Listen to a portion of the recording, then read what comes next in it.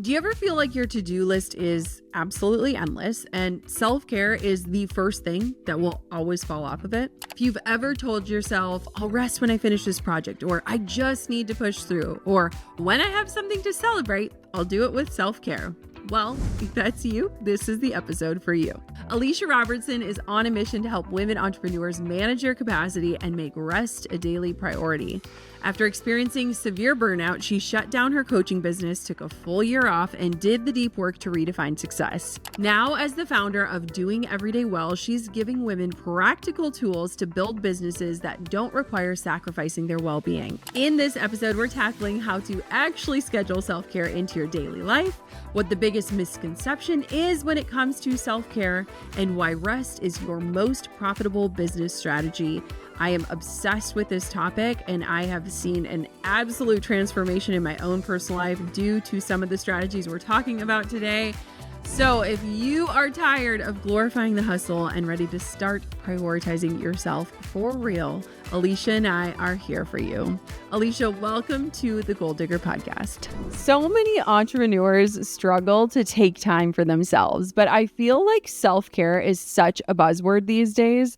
So I want to kick this off and ask you, what is the biggest misconception about self-care, especially for entrepreneurs? I believe that is the misconception, that self-care is just a buzzword. I think the world that we kind of live in now, like self-care has been seen as this like fluffy word that always feels good. It's all about bubble baths and spa days and lounging around. And I think that that has really made a lot of entrepreneurs feel like self-care is just like this reward that we can get if we work hard enough, or it made us feel like self-care is just something that, oh, it's not that serious. You know, I can take a bubble bath anytime. And I believe that the way the world has kind of shifted and made self-care look, it's kind of made us feel like it's not a necessity when it really is. It should be a regular part of our day, a regular part of our life. And because of that big misconception that self-care isn't quote unquote that serious, or is it just a buzzword, a lot of us are suffering from the lack of it. And you probably know, Jenna, that self-care is not always the pretty side. It's not always beautiful. Self-care is sometimes hard. It's ugly. I mean, I don't know about you, but if I get on a therapy session and it's a rough therapy session, technically that is self-care, but I cry afterwards, and that is not pretty. It's not good looking, but it's necessary for me to be the woman that I want to be, the mom, the wife, the business owner that I want to be. And I think the biggest misconception is that it's something that can just be put to the side or done at a later time, or once we finally earned it or done enough, we can make it a priority. Yes to all of this. I feel like if self-care had a PR rep, they would be the marketers behind bath bombs and face masks. Like that person needs to get paid a lot of money, because how we've been sold it, and you touched on this and you said it, and I was like, yes, is that it's like a treat and it's something to be earned. And if we really unpack it, self-care, the words, taking care of ourselves, needs to be a daily practice. And I think it was so powerful how you touched that, like, it isn't always the pretty parts. In fact, I would argue that most aspects of self-care aren't easily marketable, which is why we're so confused. Yeah, because nobody wants to talk about crying after a therapy session. That isn't pretty. I mean, nobody's showing that stuff. And that's like the ultimate self-care. So I want to know, let's speak to our listener right now, and I'm going to make some assumptions about them based on my own human experience. Perhaps they're burnt out. Perhaps they're overwhelmed. Maybe they perhaps are ending their day where they have worked every minute of the day, and yet they go down to rest their head and they feel like, what did I even accomplish? Why is this prioritization of self over all of the other areas of our lives that are pulling at us so important? And why does it need to become a priority? Because if you're burnt out, no matter how hard you work within your business, you're not going to get to where you ultimately want to be. And if you do, you're going to be so exhausted, so burnt out, so unwell that you're not going to be able to enjoy your success.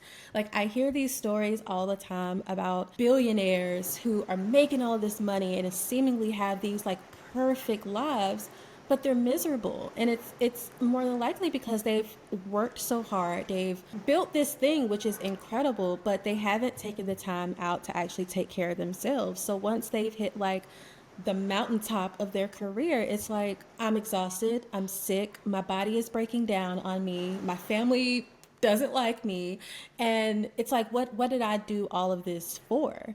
And so like, if you're burnt out, like, even if you are able to push through and put your best work out, which is another point. I don't believe that you are able to put out your best work if you are burnt out.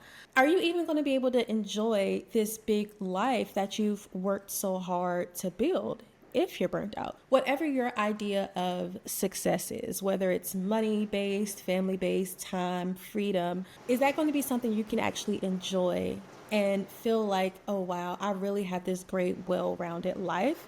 If you're exhausted and burnt out and can barely even form a sentence. And I've found myself in that position before, which is why I created my company, because it's like, I've reached this pinnacle of success. Have accomplished all of these things, but I'm miserable and I hate being here. And I want more than anything for entrepreneurs to realize that the money, the time, the freedom are great, but how you feel in your body, emotionally, in your mind is ultimately what's going to matter when you're 60, 70, 80, 90 years old.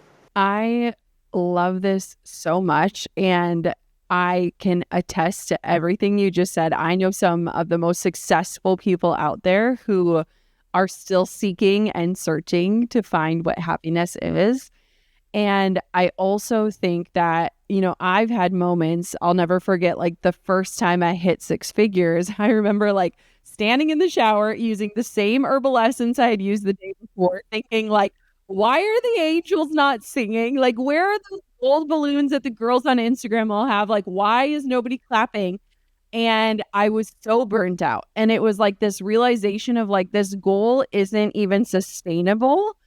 Heck, it's not even the right goal, right? And I think so many women have done that where we've kind of put like the pinpoint in the map in the wrong destination and we haven't enjoyed the journey. And so when we reach wherever it was that we were going to, we're like, is this it?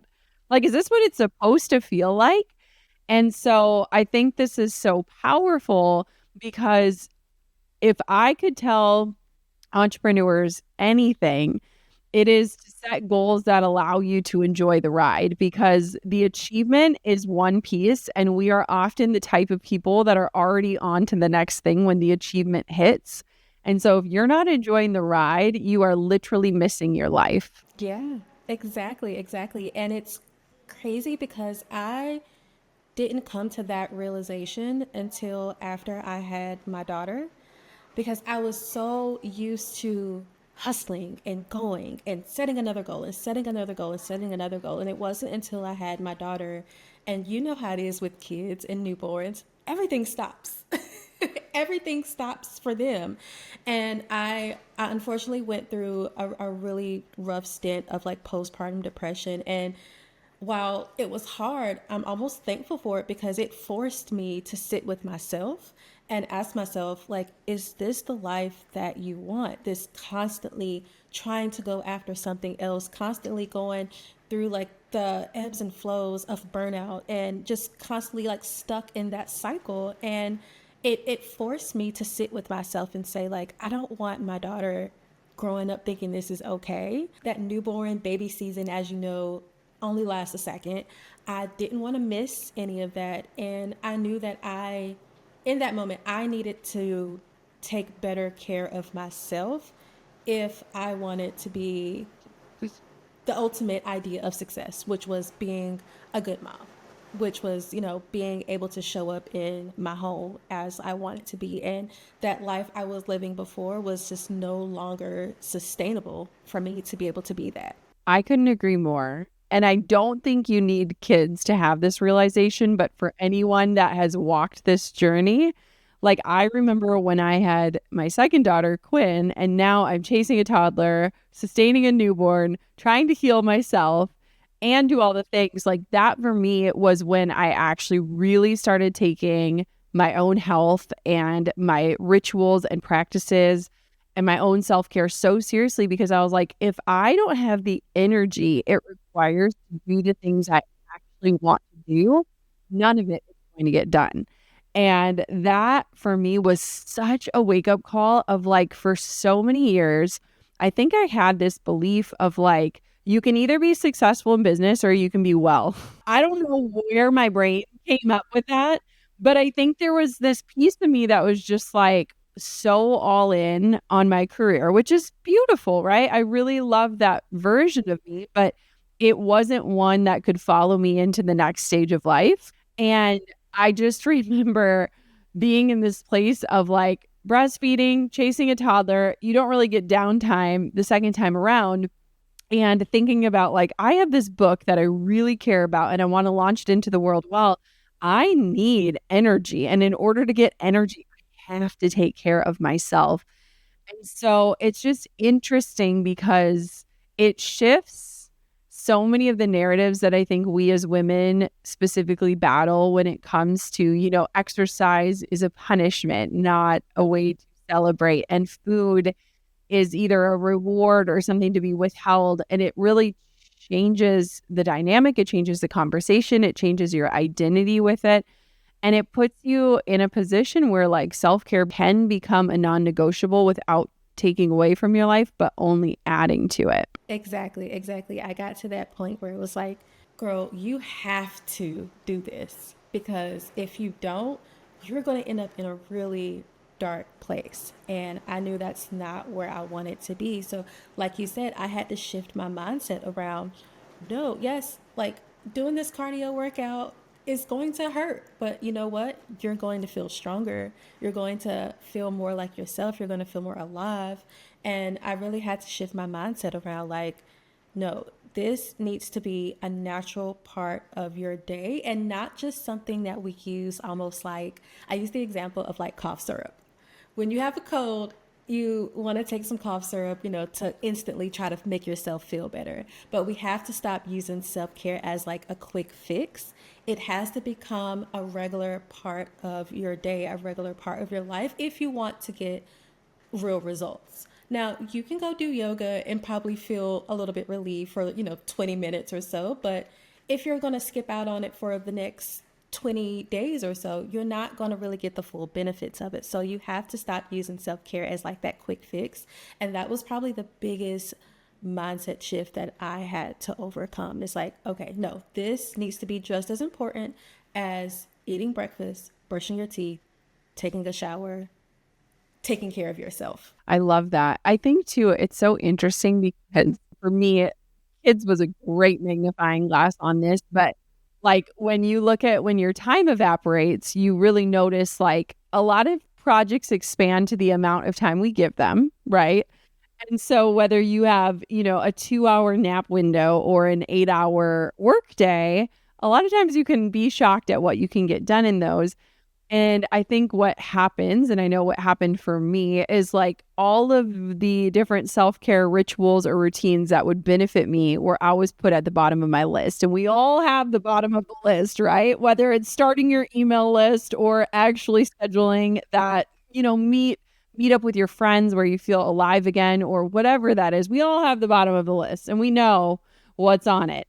And it's just really interesting to me now because I, at this stage of my life and in this stage of entrepreneurship, have more energy and more stamina than I ever had before. And I often look back and think, if I would have had these practices and these rituals and had this level of energy, what could I have done?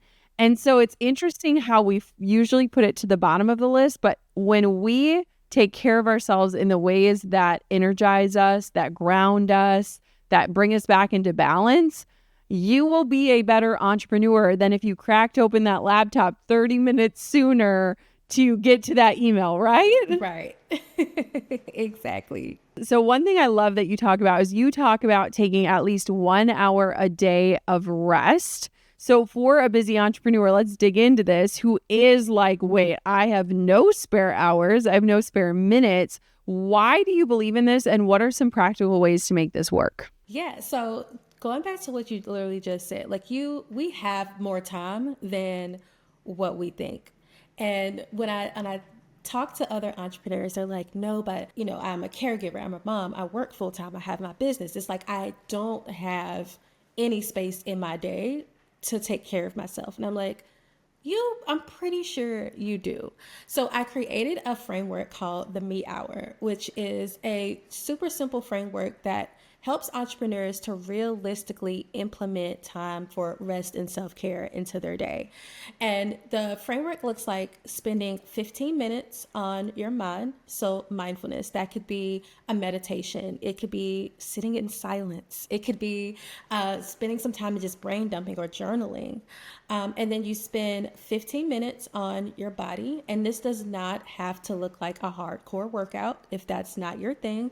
It could be going out and tending to your garden for 15 minutes or walking your dog around the block for 15 minutes. Just something that will get your body moving. For the people who are always super resistant to implementing the body or the movement, I'm like, turn on Beyonce, turn on your favorite playlist and just dance. Dance it out. Just dance. And like you'll be amazed at how like you get into it. And that is a good cardio workout. Zumba doesn't exist for nothing, right? And then I say to spend 30 minutes doing something that brings you joy. I feel like for entrepreneurs, we get so wrapped up in strategic part of our business. We are trying to create content, which is super strategic. We are trying to send out emails and follow up with potential clients that we almost forget that although we love what we do, those things are still work and business related. And I want more entrepreneurs to do things that bring them joy. So what is something that is just for you, that is not tied to a specific monetary goal or business goal, but that's just going to make you feel happy? So that could be 30 minutes of coloring. I recently got really into bullet journaling. So like that is like how I spend 30 minutes of just something that has nothing to do with anyone else, has nothing to do with work, but it just lights you up and reminds you of that creativity that is inside of you. Because we're all creative. Like regardless of what you do, we all have a little bit of creativity in us. So just doing something that brings you joy. And I tell people, yes, it's an hour. And they're like, well, it's just an hour. It's not going to make a big difference. But that hour every day compounded over time is going to make a huge difference in your emotional well-being, your mental well-being, your physical well-being. You're going to feel so much better about yourself if you can just stick to this hour. And if you're still on the fence and you're like, Alisha, I still don't have an hour. I get it, I do. But it doesn't have to be one consecutive hour. If that feels like a lot to you, start out by doing 15 minutes in the morning, 15 minutes in the afternoon, and then 30 minutes in the evening. And the best thing about this framework is if you wake up and you're like, I feel tight, I really need to spend more time with movement, spend more than 15 minutes on the movement section. If you are kind of feeling like you are in a brain fog, you really just need to get some things out of your head, spend more than 15 minutes on journaling or, working on that mindfulness piece. It is customizable to whatever it is that you are needing in that moment. And it can change within the day. You don't have to stick to a specific set of activities. You can use it to explore and try new things. The point is to just get into the habit of spending at least 1 hour to yourself. And as you get in the groove and you realize, oh, I like this and I have more time than I thought, expend that time to 2 hours, maybe 3 hours if you're really, feeling yourself. But it's just a really simple way to make self-care and rest a priority without feeling like you are putting the rest of your responsibilities to the side in order to make it happen. I know as entrepreneurs, a lot of people that I've spoken to, and even for myself, have said that taking time for themselves makes them feel guilty because it's like, I should be spending this time doing something productive. But rest is productive. Rest is, again, it's necessary. So just getting into the habit of spending like 1 hour a day on you, and I promise you, come back and report to me. It's going to be well worth it, and you're going to notice a significant difference in your life. I love that. And I also think if anyone says they don't have that time, in order to prove it to me, I need to see your screen time report. Oh, yeah, track your time. I want to see it too. Yeah, like be like, okay, if somebody's like, I don't have an hour, I'd be like, excuse me, hand over your phone real quick. Well, let's just do a little audit because I feel like we don't even realize how much time we lose on devices. And I also just love the advice too, because like even I remember when I was starting to get back into working out, I would tell myself like, just do it for 5 minutes and you can quit if you don't want to keep doing it. And I've never quit a single workout because it's like once you start to get in the habit and you start to feel the difference, you won't quit. But it's like the first 5 minutes of any run always sucks. The first 5 minutes of learning something new always sucks. And it's like if you can push past that barrier of discomfort, oh my gosh, there's like a whole new world waiting for you. And I think that's so exciting. And I love to, like, I was thinking of the joy piece because I feel like that's a huge piece that we miss as entrepreneurs. And I think last year I kind of called it like my year of joy, where I was like, I want to have hobbies outside of my business and I want my business to be the least interesting thing about me. And I think a lot of people listening, if somebody asked you, like, what do you do for fun? We would come up blank. Right? Because it's like, what do you mean for fun? Like I work and I take care of other people. And at the end of the day, I fall asleep because I'm exhausted. And so I love that you focus on that joy piece that's not monetized, that's not productive, because I think it can bring out like our childlike tendencies and things that we maybe bits of us that we lost along the way. And I think that's really beautiful. Yeah. And if I understand that everyone's lifestyle is different. So if you're like, that joy piece has to kind of intermingle with family time, okay, make them do something that you enjoy doing. you know Break out that puzzle, break out those crayons, like do something that, yes, it may have to involve your children or your spouse or whatever, but you're still getting that time doing something that lights you up, and that's the most important piece. Yeah. And I think too, like I love that you said doing a puzzle. We love puzzles.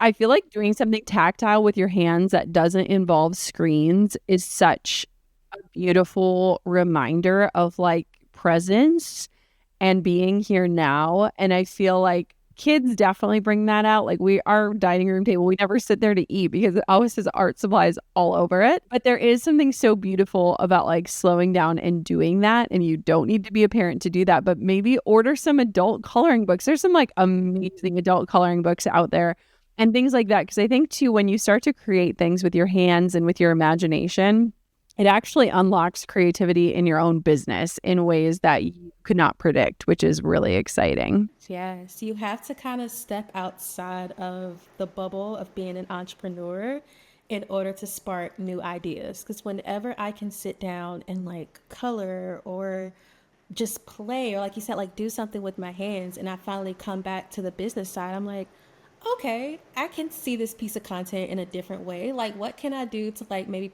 implement a little bit of that joy into what I'm creating? So you're absolutely correct. Yeah. I love that. I mean, one of your key things I think we should stay on this thought is like rest is actually a productive and a profitable business strategy. And so let's talk about that, because we look at investments in our business in so many different ways, from the investment of time to the investment of our energy to the investment in learning. And so let's talk about that. Like rest is an investment and you will reap rewards and returns from it. Talk about it. Yes, I absolutely believe, and if I had to stand on a mountain and only say one thing, it would be, I believe that rest is your most profitable business strategy. Because if you think about it, let's just say you are exhausted, like the most exhausted you have ever been. You've worked all day, you've been up all night with a sick kiddo, you have to work in your business, you are exhausted. Take that exhaustion and then try and go and write a sales email.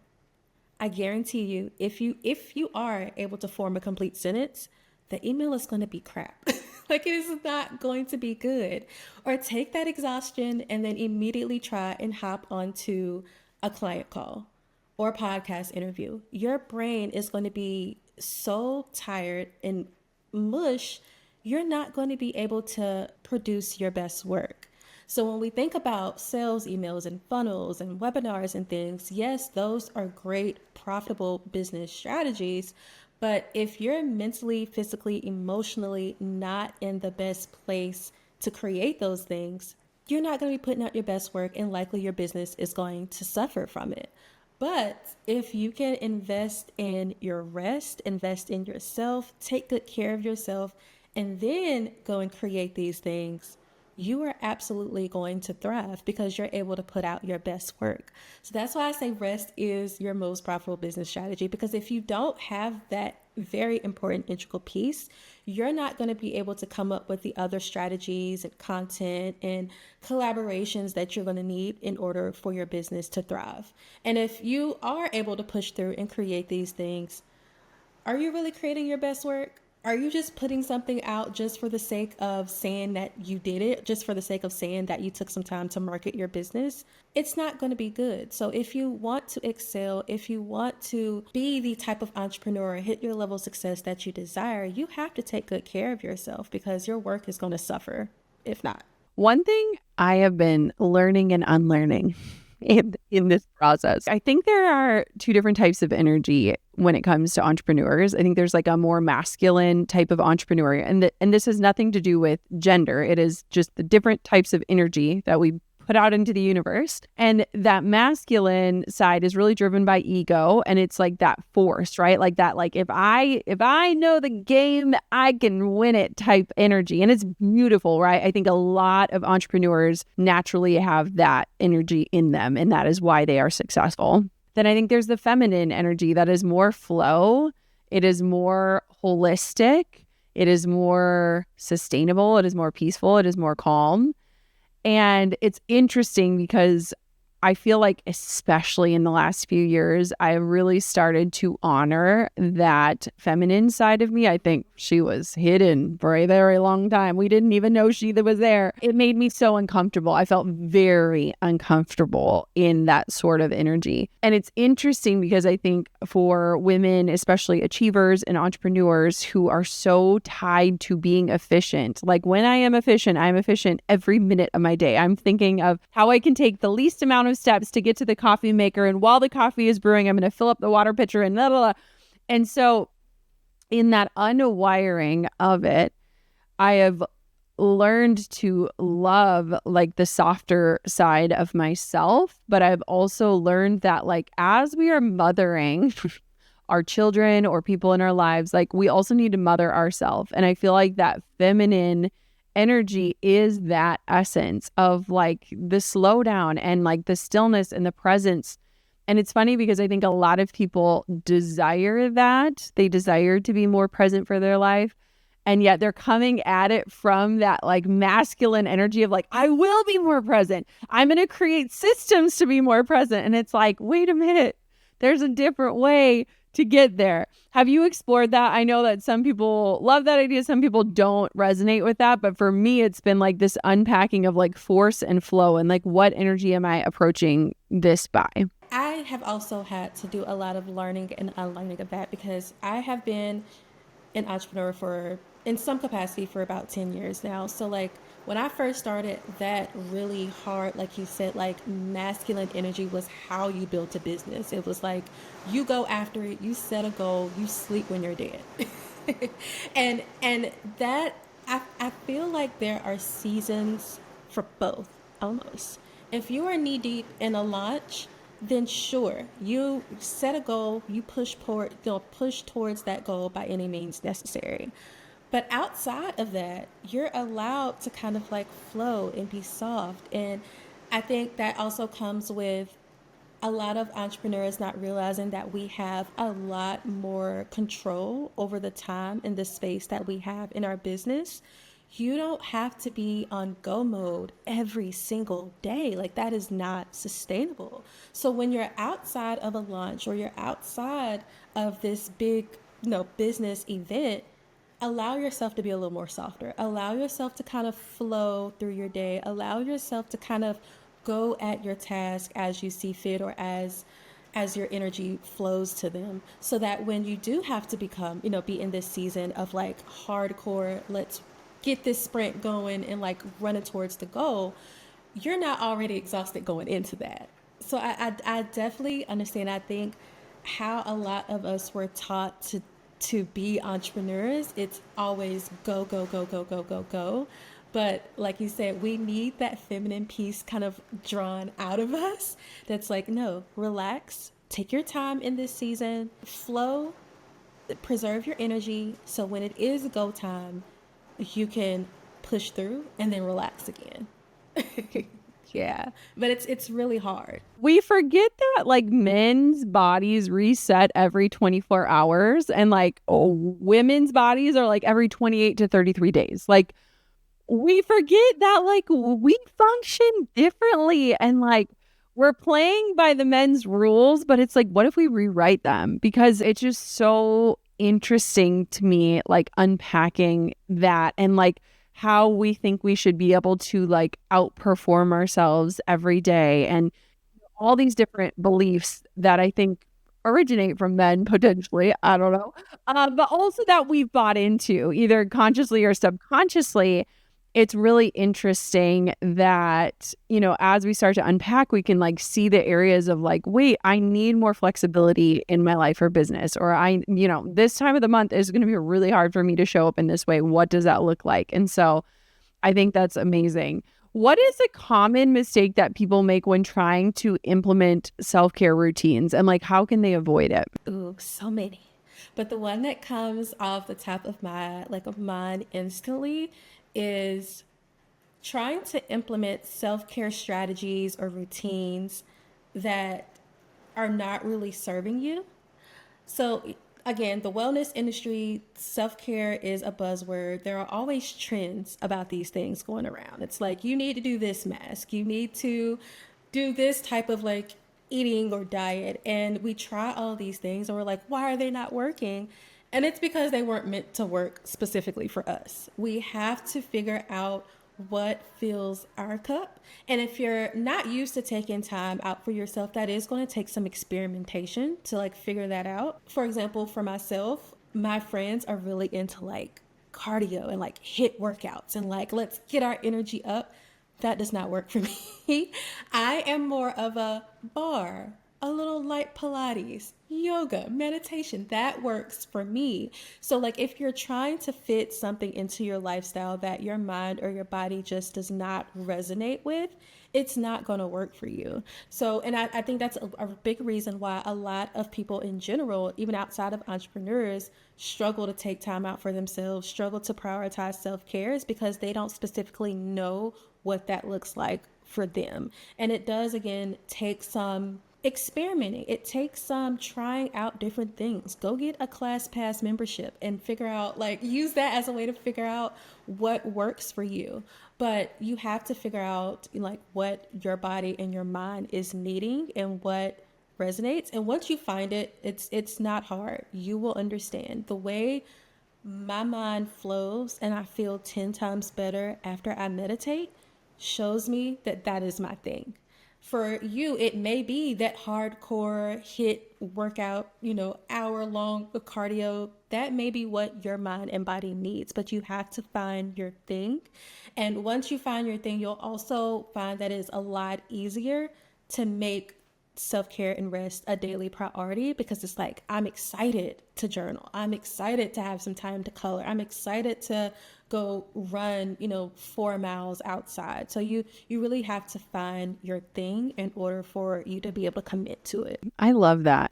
I think too, one of the misconceptions that's so interesting to me is like all the extra time it takes. And it's like, there are ways to do self-care where it's like no extra time.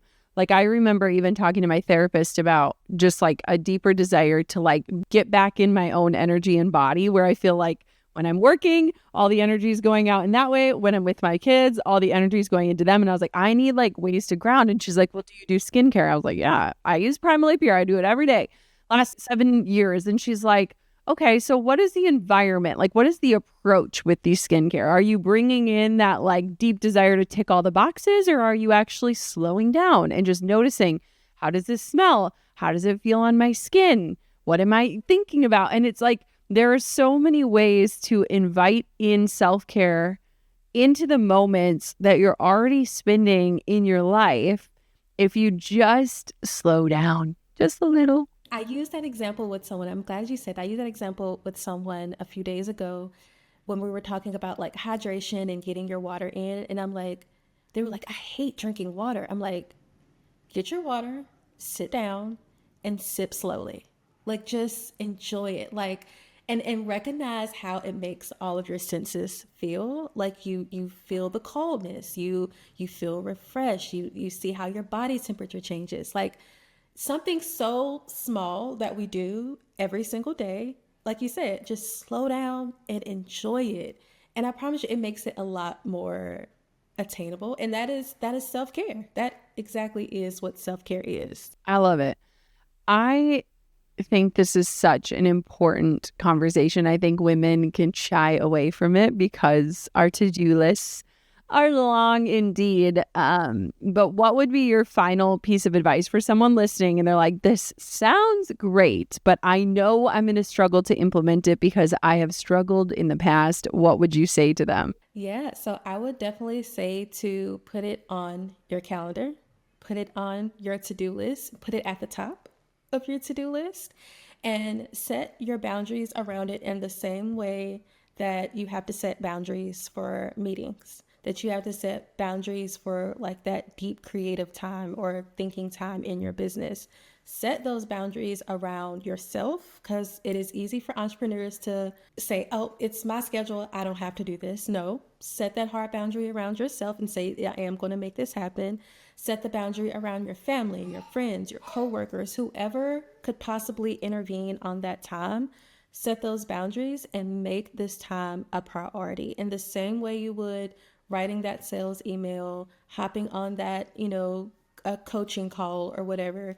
Make it a priority. Put it on your calendar. Everyone has a smartphone in some capacity. Set reminders in your phone if you have to. I have a little reminder that goes off every day that tells me to take my vitamins. Like, do what you need to do to protect that time for yourself. And a little encouragement, you may not get it perfectly right off the bat. Like any habit, it takes time, it takes intention, but keep trying. If you go a full week without doing it, Monday is coming up. Try it again. Like, keep making it a priority, and you'll slowly see how you won't even need to put it on your calendar anymore. You won't need to set all those reminders. It'll become a natural habit that you flow into every single day. That is so good. And I am living proof of that as somebody who put it at the bottom. It's so funny, Alisha, because like I used to be the person, like the second the kids left for school, like the computer cracks open, I'm productive from day one. And now I like start work 1 hour later and use that first hour of my day to set myself up energetically, to get in movement, to do all those things. And it's crazy because one, nobody cares that I start 1 hour later. That's why I became an entrepreneur, 9 a.m., 9 to 5. All right. But two, I am coming at it from such a different energetic state. And it allows me to like ease into it, where I think like when I look back at my cortisol spiking days of entrepreneurship, that was like the missing piece. So I would challenge people, if you have the flexibility in your life and schedule, to put it first. Just notice how everything else feels, and it'll be really eye-opening. I think it is beautiful. Where can everybody find you, connect with you, learn more about you, follow your work? Give us all the places. Yeah, so you can find me on my website, which is doingeverydaywell.com. That's where you can find, more about the me hour that we talked about. I have a tool called the capacity calculator, which helps you to plan out your weeks based on your capacity level so that you're not pushing yourself into burnout. And then you can follow me over on Instagram at Doing Well with Alisha.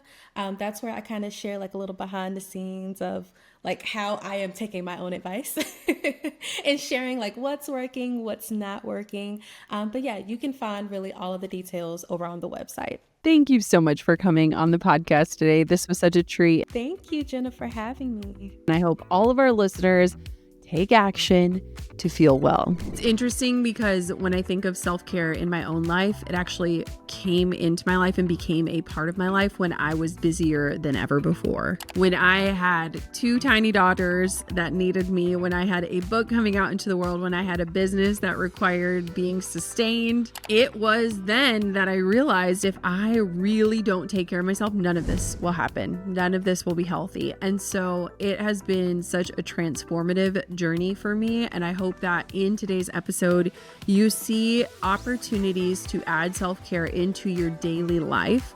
And you begin to notice that when you prioritize it, everything else is well and it goes better. Don't put yourself last. Don't do it. It is a recipe for disaster. And so many of us have been there before. Do not go back again. I hope today's episode was a reminder that you need to work from a place of rest and not stress. If you know of anybody who needs this episode, please be a good friend and send it on over to them.